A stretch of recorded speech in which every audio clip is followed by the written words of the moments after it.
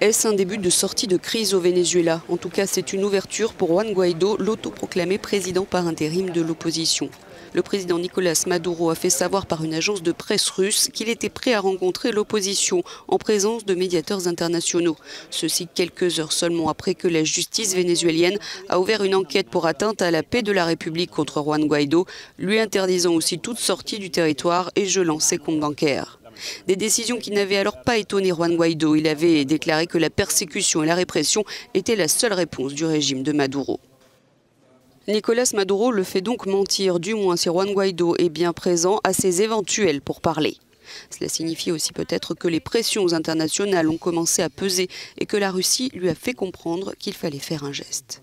Car même si Maduro montre qu'il a toujours le soutien des forces armées et qu'il loue leur loyauté absolue, leur discipline et leur respect de la Constitution, il a intérêt à prendre les devants avant tout dérapage dans les rues de Caracas. Aujourd'hui, l'opposition compte en effet manifester en masse pour demander justement aux forces armées de les rejoindre et de soutenir Juan Guaidó dans sa quête de nouvelles élections libres. En une semaine, les Nations Unies affirment avoir vérifié et dénombré 40 morts dans les manifestations d'opposants au Venezuela, alors que plus de 350 personnes ont été interpellées par le régime de Nicolás Maduro.